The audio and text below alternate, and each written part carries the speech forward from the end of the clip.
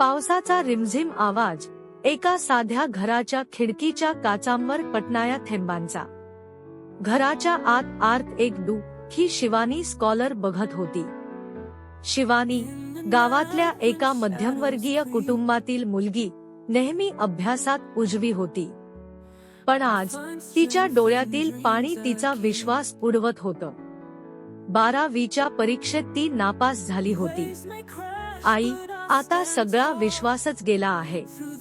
पुढचं आयुष्य कसं जगायचं, शिवानीने धीर खचून विचारलं. आईने तिच्या केसांतून हात फिरवत म्हणाली, शिवानी, हारजीत ही वेळच्या वेळी मिळत असते. खरी लढाई ही विश्वासावर असते. स्वतःवर विश्वास ठेवलास तर काहीही अशक्य नाही. हे शब्द शिवानीच्या मनात घर करून बसले.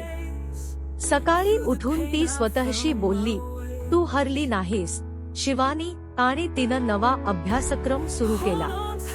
तिला समजलं की आयुष्य एका परीक्षेवरच थांबत नाही आणि मोठे स्वप्न उराशी बाळगल्यास त्याकडे पोहोचण्याचे वेगवेगळे मार्ग असतात. पुढे शिवानीने पदवी शिक्षण घेतलं आणि त्यानंतर UPSCचा उद्दिष्टाकडे लक्ष केंद्रित केलं. तिच्या अभ्यासावर पूर्ण झोकून ती अभ्यास करत होती. पण पहिल्याच प्रयत्नात ती अपयशी झाली. शिवानी, आता काय, तिला तिच्या मनाने विचारलं. पण तिनं उत्तर दिलं, पुढच्या वेळेला परत प्रयत्न करणार. हरले तरी चालेल, पण पुन्हा उभं राहायचं आहे. गेल्या प्रयत्नांमधून शिकत तिने स्वतःला अधिक कष्टप्रद परिस्थितीला तयार केलं. तासनतास अभ्यास करत, योग व ध्यान करून तिने स्वतःच्या मानसिकतेसाठीही काम केलं. तिचं ध्येय फक्त IAS व्हायचं नव्हतं, तर ती स्वतःला सिद्ध करत होती. तिच्या स्वतःवरील विश्वासाला धार देत होती. अखेर UPSCची महत्वाची रात्र आली. शिवानीचं नाव लिस्टवर होतं. एक IAS अधिकारी म्हणून तिची निवड झाली होती. आई, तुझा विश्वास आणि माझं काम फळाला आलं, ती हुंदका देऊन म्हणाली.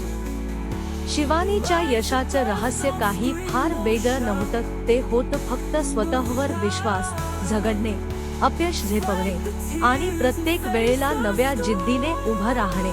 हा तिचा प्रवास लाखोंना प्रेरणा देत राहिला. तर मित्रांनो, कुठेही हरलो तर स्वतःवरचा विश्वास सोडू नका, कारण तुमच्या स्वप्नांना पूर्ण करण्यासाठी गरज असते ती खरी खोटी विश्वासाची, भवितव्य बदलण्यासाठी.